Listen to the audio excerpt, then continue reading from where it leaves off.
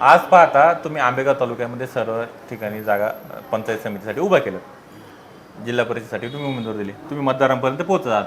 तुम्हाला मतदाराच्या काय प्रतिक्रिया येत आहेत, काय तुम्हाला मतदार सांगत आहेत नक्की? आता आमचा या पंचायत समिती गणातला प्रवास सांगतो कसा आहे. पेठ ते कुरवंडी, मतेवाडी, गटीवाडीपासून छोटी छोटी गाव आहेत. वेळेश्वर देवस्थानच्या विकासासाठी आदरणीय दिवंगत गिरीश बापट साहेब यांनी 51 लाख रुपये देऊन तो डांबरी रस्ता आम्ही मंदिरापर्यंत पोहोचवलेला आहे. विकासाला बापट साहेबांनी पैसे दिले, पालकमंत्री होते. असा विकास या गावात सुद्धा बापट साहेबांनी पेठ गाव दत्तक घेतलं असल्यामुळं इथं माझ्या माहितीप्रमाणे 25-30 कोटी रुपयाचा बराचसा विकास या गावात बापट साहेबांच्या माध्यमातून आम्ही त्याचा पाठपुरावा घेऊन तो केलेला आहे. त्याच्यामुळं आणि राष्ट्रीय पेयजल योजना आहे बघा, आज काल परवा कोणीतरी त्याची मुलाखत दिली का पाणी पुरवठ्याची योजना, ते कोण जिल्हा परिषद सदस्य, ते कोण खासदार ते सांगत होते, कोण इथले पंचायत आम्ही केली. त्यांना हे विचारा तुम्ही योजनेचं फक्त नाव सांगा काय ते, त्यांना योजनेचं नाव सांगता येत नाही. काय नाव तुम्ही सांगा? मी सांगतो, ती पंतप्रधान जलजीवन योजना आहे, राष्ट्रीय पेयजल योजनेचं नाव आहे. केंद्रातून पैसे आलं, केंद्रातल्या पैशाची योजना आहे.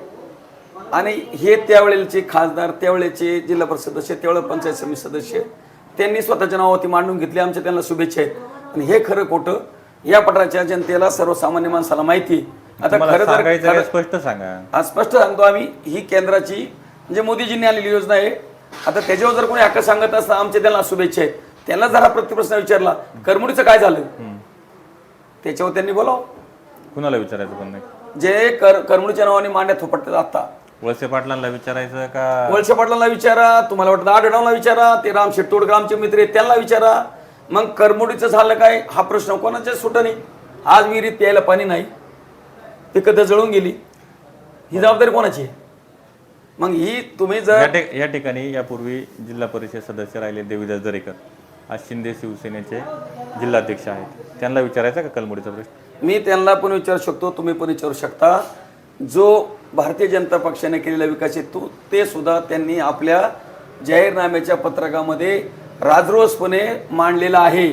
आमच्या गावच्या मशानभूमीचा रोड मी पालकमंत्र्यांकडून मंजूर करून आणला, शेड मशानभूमीचं आम्ही मंजूर केलंय.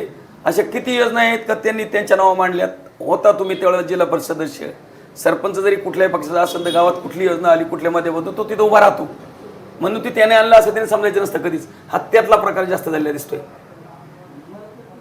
हे त्यांना पण माहिती आहे.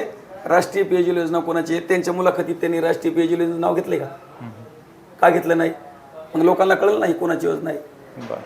म्हणजे तुम्हाला स्पष्ट असं म्हणायचंय का दुसऱ्याच्या कामाचं श्रेय लाटण्याचं काम चाललंय? स्पष्ट बोला. 100% देवीदास दरेकर असू कोणी असू, त्यांनी केलेल्या कामाचं श्रेय त्यांनी घ्यावा.